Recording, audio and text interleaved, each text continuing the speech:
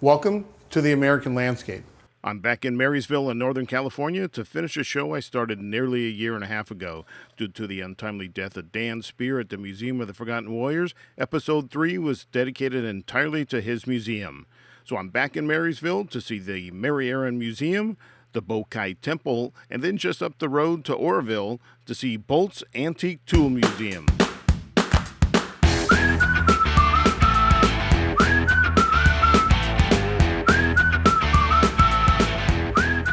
Hi, I'm Greg Nutt, and welcome to the American Landscape. Hi, we're at the MARWAARON Museum in Marysville, California. We're going to find out some of the interesting history about this building and Marysville in general from PEPPIE SCHRADER, who's the president of the association here. PEPPIE? Yeah. I'm Greg. Hi, Greg. Hey, nice to meet you. Nice to meet you too. Well, thanks for having us here. I'm really looking forward to this. What can you tell us about the exterior of this building before we get to see the interior? It's got a unique facade. Absolutely. This was fashioned after a home in England on Strawberry Hill. And you'll find that the parapet is very similar to the one that's on the website. Mr. Miller, who built this home in 1856, was from England, and he wanted to bring something unique and different to Marysville. So here we are. Wow.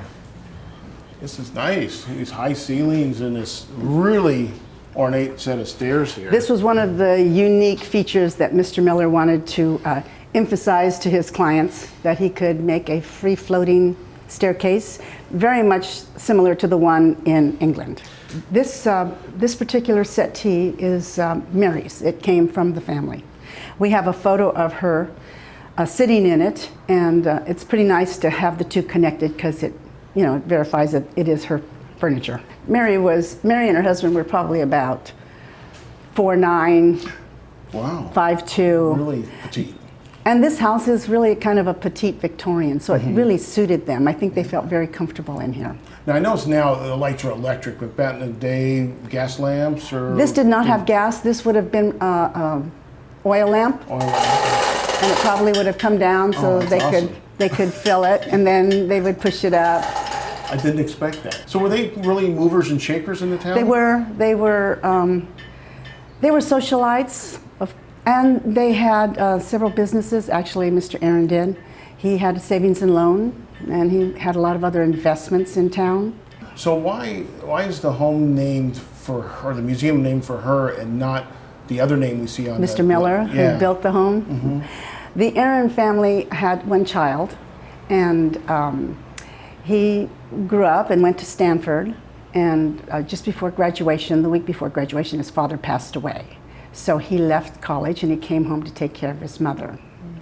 And the house next door is where he lived. The one that's still standing there, that green one? Yes, and they moved it here so he could be next door to his mom. And when he passed away, he had his will.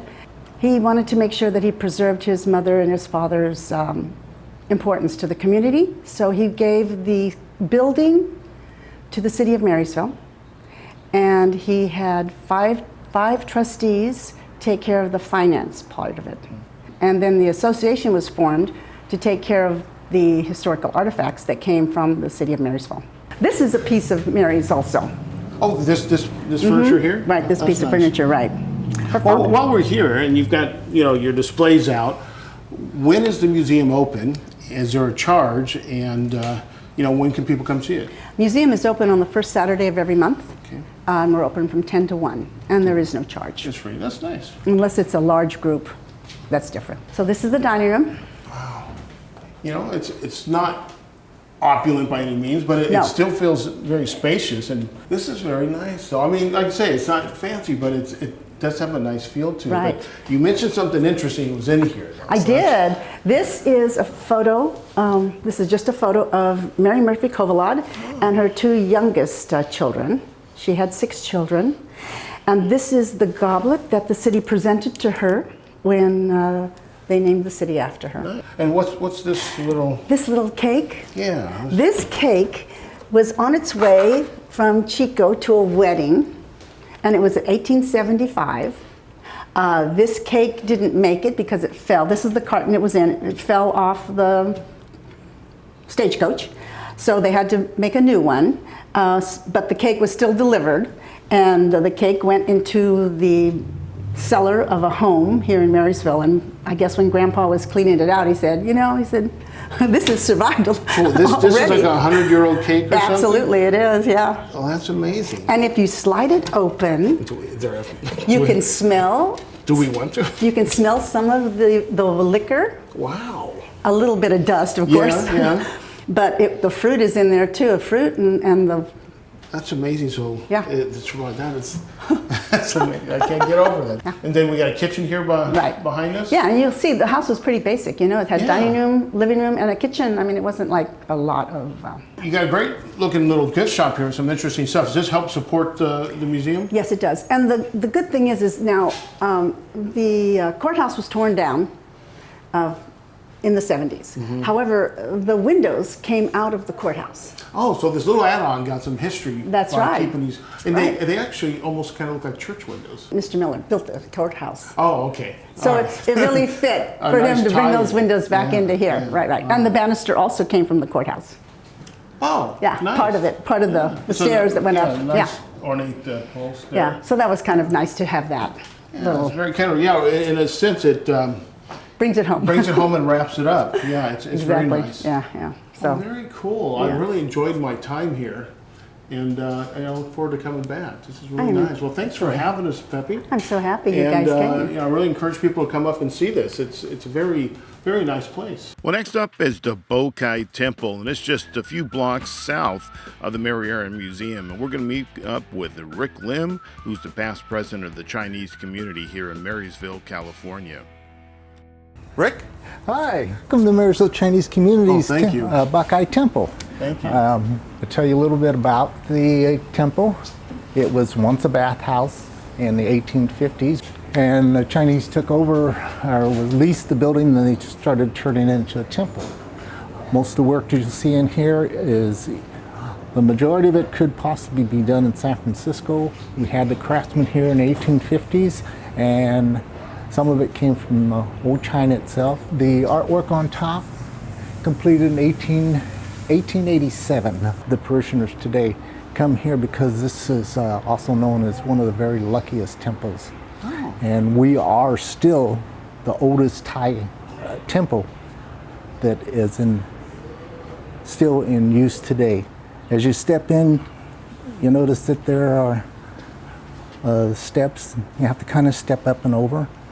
This one is for the commoners to come into. The inner doors are normally closed, but that's for the VIPs, the dignitaries that come to the temple, and you have to lift your feet a little bit higher. The reason you lift your feet is there is a door god, and the door god is watching as you walk in. As you come in, the old Chinese used to wear the long gowns that went down below their ankles.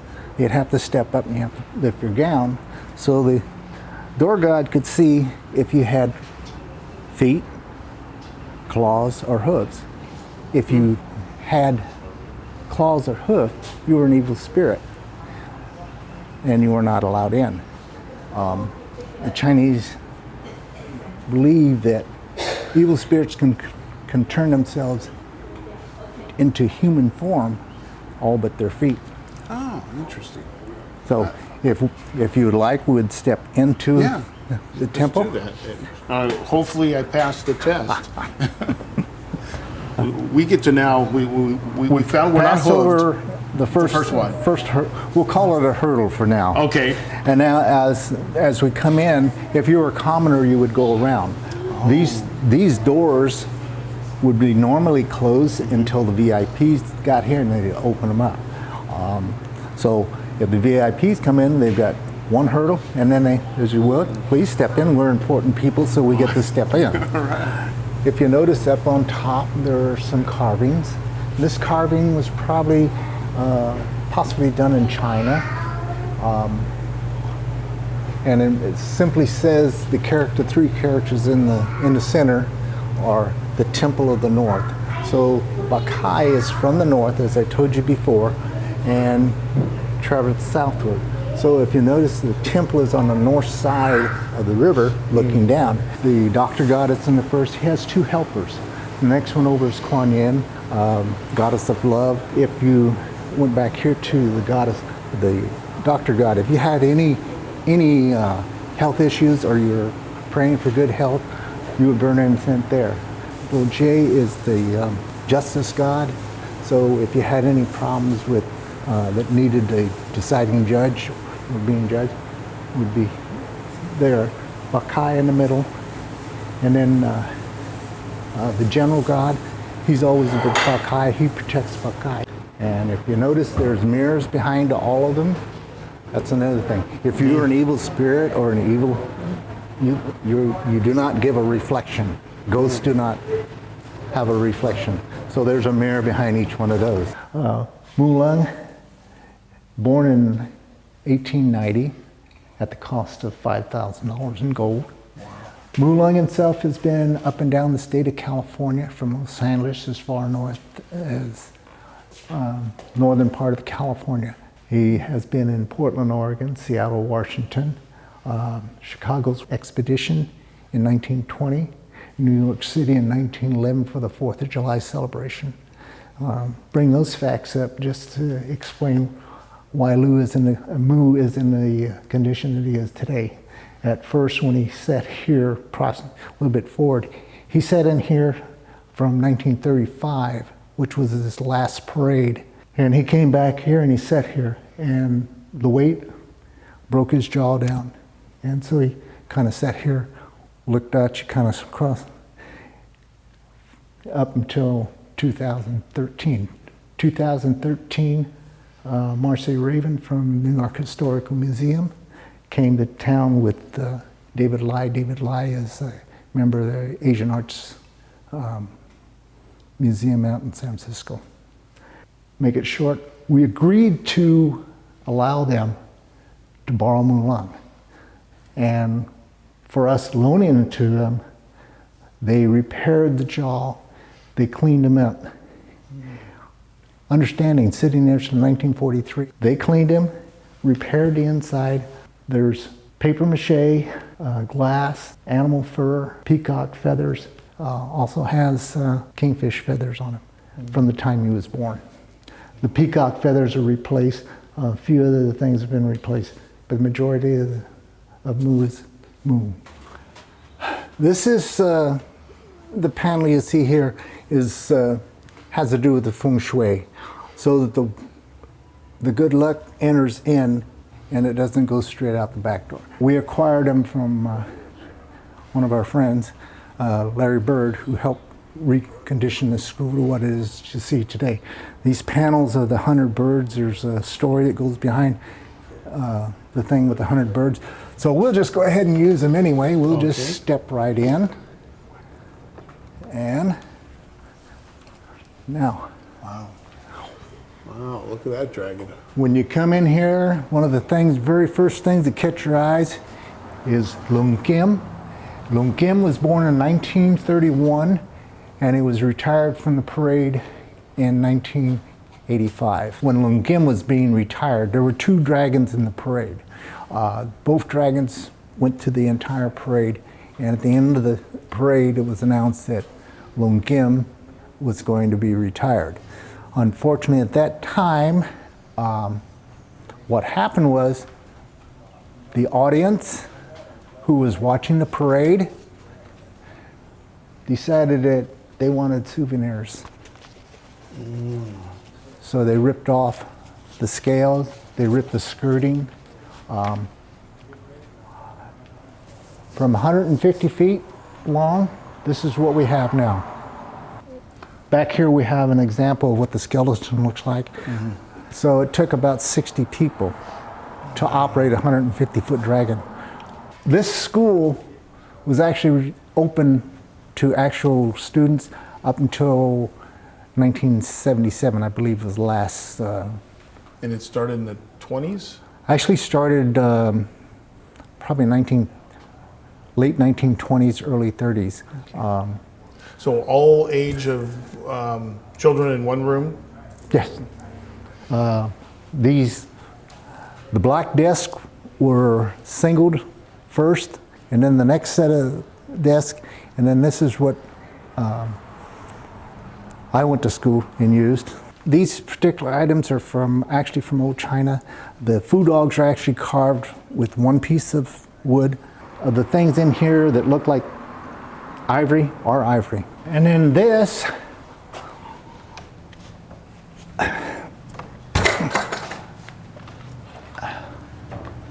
this is actually part of the body of Mulong.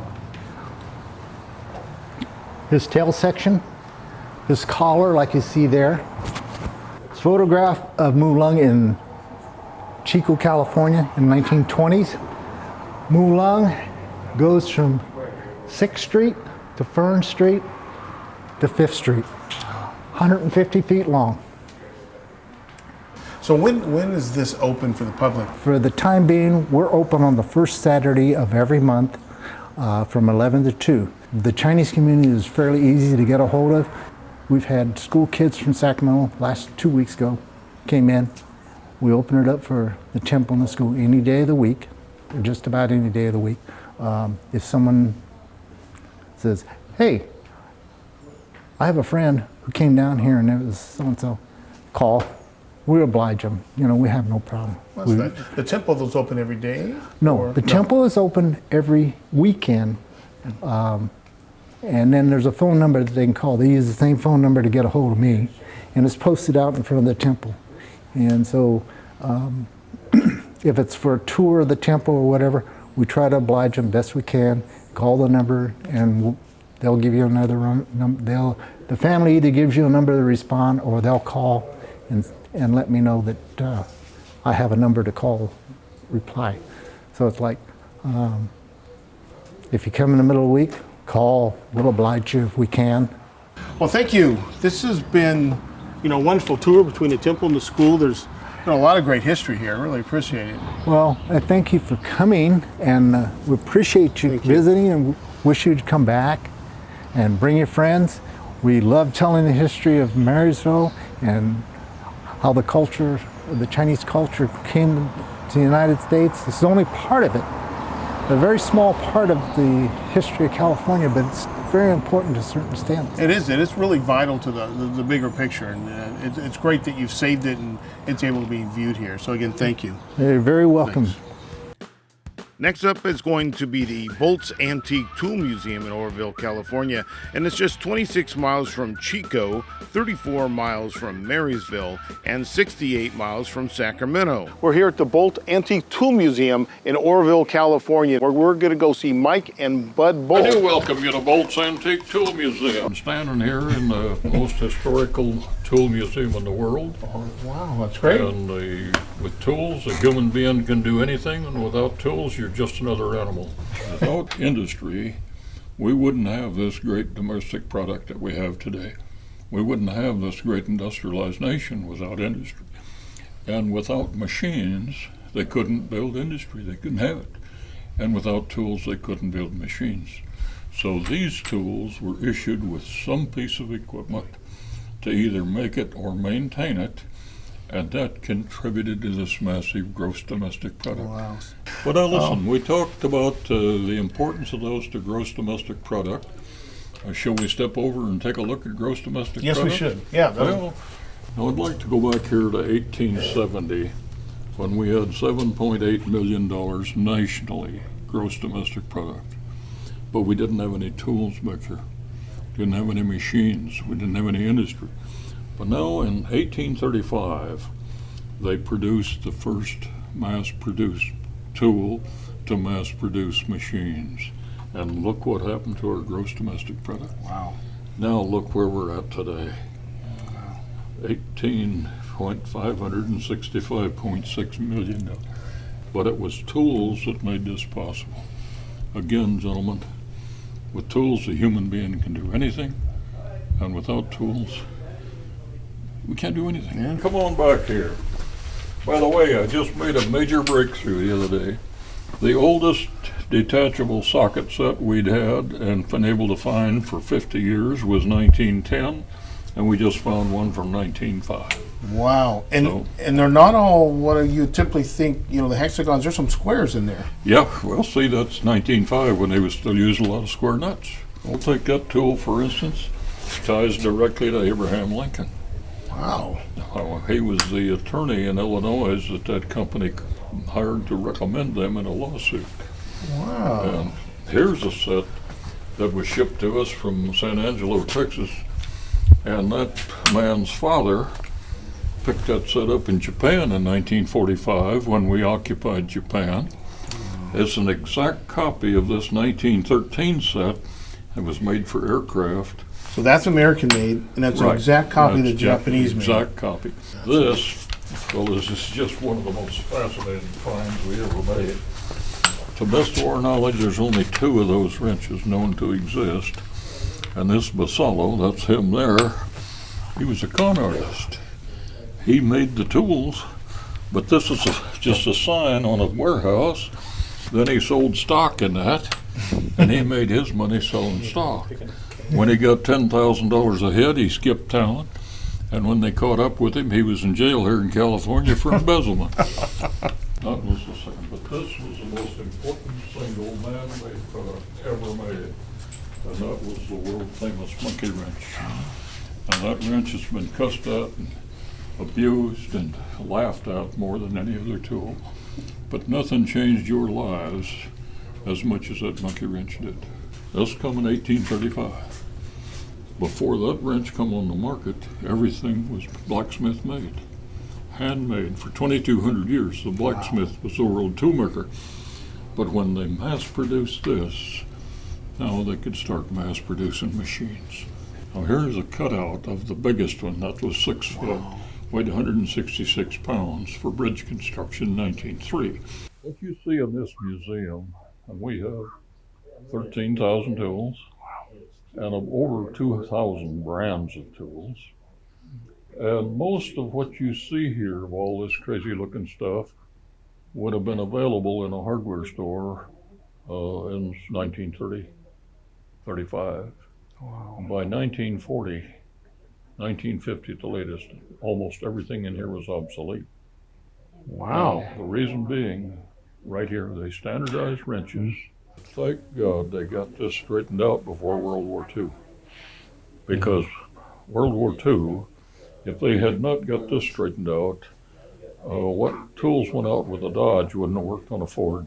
So imagine the nightmare in combat situation with a breakdown and you've lost your toolkit and the guy next to you, his tools won't fit yours. Behind this gentleman with the camera, you'll see a tray down there. Mm-hmm.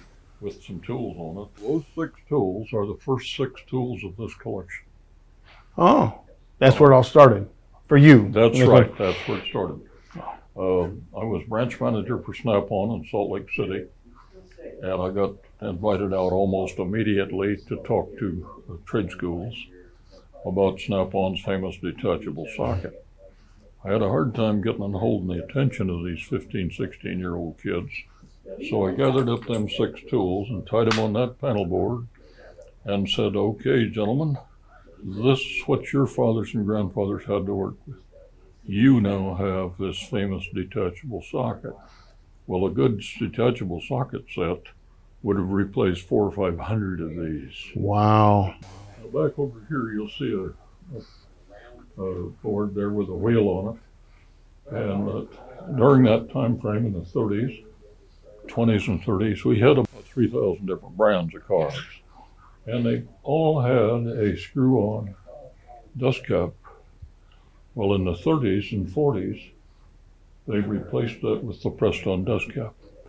So now instead of needing hundreds of wrenches to fit them, they just needed one tool. Wow. Do you have a favorite tool in here? Do I have a favorite tool in here? I got 13,000. So, well, of course, those 6 tools are probably my favorite. The starter. Because that's where it started. Yeah. But there's no question in my mind that again, I'm repeating myself, but when I take in the historical significance of the monkey wrench, it's hard for that not to be the most. Now, the Stilson pipe wrench is also, but they're all important. Sure. They all perform the function. I noticed you have a little gift store. So tell us about how long do you think it would take for the average visitor to enjoy the museum? Well, to really look at it, they need several hours. And the fact is, we're contemplating selling a 3-day pass. But to really see it, it would take several hours. And what's the cost for someone to come see the museum? $3. Oh, that's nothing. No. No discounts needed on that. $3 is cheap. Groups of 15 or more at $250. $250. But we do pretty good on donations. Okay. That helps us a lot. Oh, that's great. Well, thank you, bud. I really appreciate it. Well, and it's love the my time I pleasure. spent with you. We're going to go look around some more, take some pictures.